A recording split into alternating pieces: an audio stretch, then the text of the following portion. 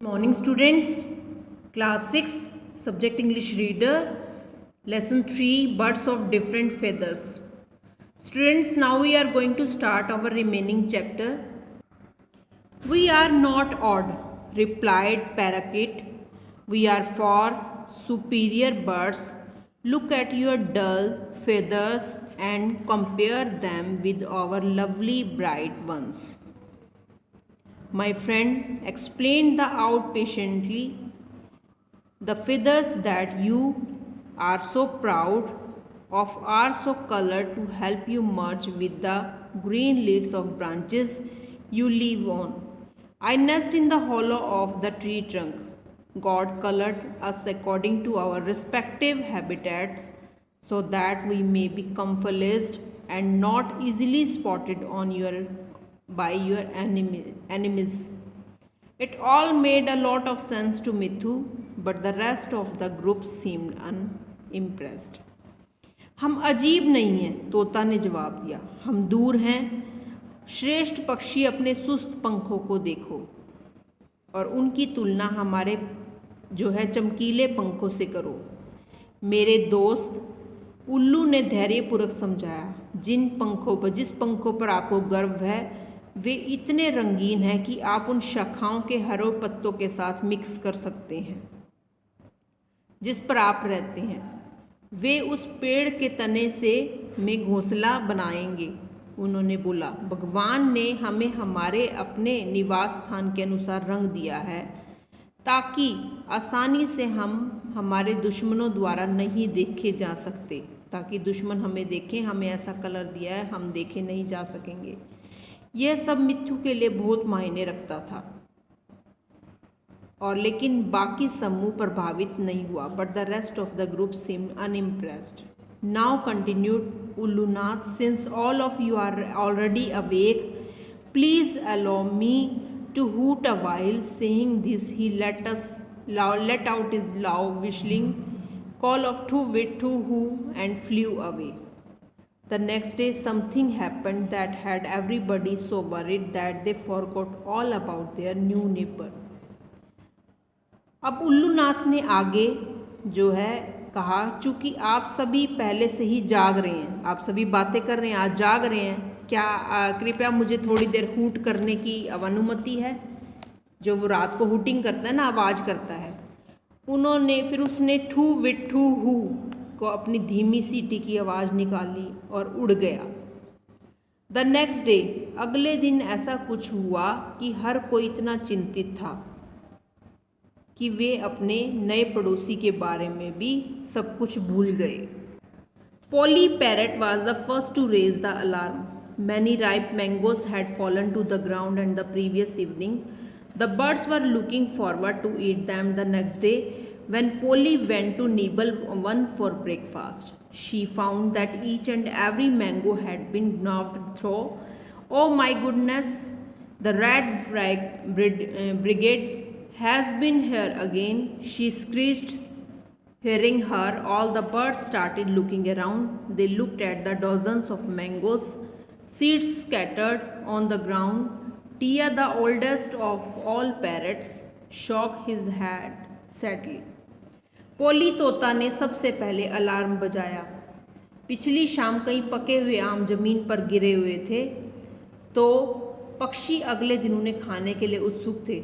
जब पोली को एक नाश्ते के लिए कुतरने के लिए गई, आम खाने के लिए जब पोली तोता जिसका नाम है पोली, जब वो गई तो उसने पाया एक आम को कुतर दिया गया था।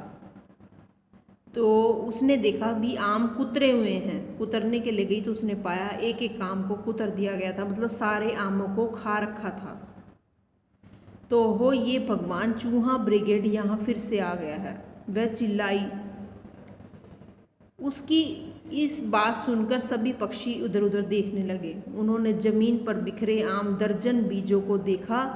तोतों में सबसे बड़ी टिया ने उदास होकर सिर हिलाया। Tia, the oldest of all parrot, shook his head sadly, उदासी से उसने सिर हिलाया। The birds were worried to loss so much of the ripe fruit to the rats. The worst was that the remaining mangoes would only ripen after a few days. What would they eat until then? And what if those too fell to the ground and the rat finished them before the birds could? Everyone was worried. It was Kala who came up with the solution. The other day Ullunath said he preys on the rats. Why not ask him to tackle the rats? पक्षी जो थे चिंतित थे कि इन चूहों के साथ इतने फल को खाने के लिए सबसे बुरा यह था, भी इतने सारे फलों को उन्होंने जूठा कर दिया था कि बचे हुए आम कुछ दिनों के बाद ही पकते हैं। तब तक वे क्या खाएंगे, क्योंकि उन्होंने सारे आम उनको खा लिया था, जूठा कर दिया था। वे क्या खाएंगे और क्या होगा अगर वे ज़मीन पर गिर गए तो चूहों ने उन्हें पक्षियों के मरने से पहले ख़त्म कर दिया। सभी चिंतित थे। यह काला था जो एक समाधान लेकर आया। Everyone was worried. It was Kala who come up with the solution. यह काला था जो एक समाधान लेकर आया। उस दिन उल्लूनाथ ने कहा कि वह चूहों का शिकार करता है, क्यों ना उसे चूहों से निपटने के लिए कहा जाए। चूहों का शिकार करता है उल्लूनाथ, तो तोतों ने कहा क्यों ना उसको निपटने के लिए कहा जाए। Terrific idea said Mithu, let us find my father, tell him. Tota Bhai pooh-poohed the idea. What can that oddball do for us? But Tia and Parakit felt otherwise. The plan is worth a try. We could drop a few ripe mangoes to the ground and then let Ullunath attack the rats when they come. Do you really think he will help us? Said Parakit uncertainly. After all, we have hardly been friendly to him. No harm in trying, said Tia. As expected, Ullunath was asleep when the three parrots clicked their beaks in unison. Outside his hollow he emerged. His feather was ruffled and he looked annoyed. What is it? He asked gruffly. उसने कहा gruffly. And Tota Bhai,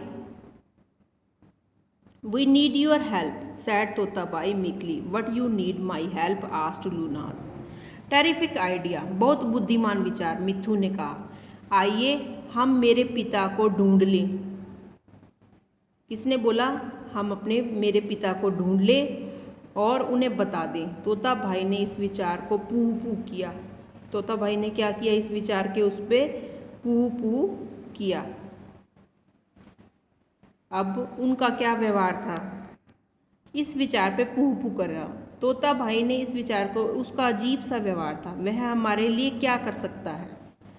लेकिन टिया और पराकित felt अदब को कुछ और ही लगा। जो टिया है उनको लगा the plan is worth a try, जो योजना एक कोशिश के काबिल है। हम कुछ पके हुए फल आमों को ज़मीन पर गिरा सकते हैं और फिर उल्लूनाथ के आने पर चूहों पर हमला कर सकते थे। क्या आपको सच में लगता है कि वह हमारी मदद करेगा? तोते ने कहा। Do you really think he will help us? Said Parakeet uncertainly. अनिश्चित रूप से आखिरकार हम शायद उससे ही मित्रवत रहे हों, उसके ही दोस्त रहे हों। No harm in trying, said Tia. कोशिश करने में कोई बुराई नहीं, टिया ने कहा। एज एक्सपेक्टेड, जैसी कि उम्मीद थी, उल्लूनाथ सो रहा था। When the three parrots clicked their beaks in unison, जब तीन तोतों ने अपनी चोंच से उसके खोखले के बाहर, उसके जो होलों के बाहर, खोखले के बाहर जब एक साथ छेड़ा तो वह उभरा। उसके पंख फड़फड़ाए। हिज फेदर वाज रफल्ड, उसके पंख फड़फड़ाए। वह नाराज दिख रहा था। He looked annoyed. What is it? He asked. तो उसने बोला, जब वो उसको गुस्सा आया तो उसके खोखले के बाहर जब उन्होंने टच किया तो गुस्सा आने के बाद वह फड़फड़ाया और कहा, यह क्या है? उसने बुरी तरह पूछा। We need your help, said Tota Bhai मीकली। हमें तुम्हारी मदद की ज़रूरत है। तोता भाई ने नम्रता से कहा। क्या आपको मेरी मदद की ज़रूरत है? उल्लूनाथ ने कहा। तोता भाई squared. Yes, please, he replied humbly. The parrots then proceeded to explain their plan to Owl. तोताभाई ने कहा, नर्वसली पूछा। कृपया आपने विनम्रता से उत्तर दिया। तोताभाई ने फिर उल्लू को अपनी योजना समझाने के लिए आगे बढ़े। उन्होंने उन्हें धैर्यपूर्वक सुना। अंत में उन्होंने कहा कि ही हियर्ड दैम और पेशेंटली, मैं आपकी मदद कर सकता हूँ, लेकिन एक शर्त पर। I may help you but one condition. What is it? They asked, उन्होंने पूछा। I should be allowed to hoot every night, replied the wise Ullunath. बुद्धिमान उल्लूनाथ ने उत्तर दिया, मुझे हर रात हूटिंग करने की अनुमति दी जानी चाहिए। The birds felt relieved. A little disturbed sleep was a small price to pay for getting rid of the rats.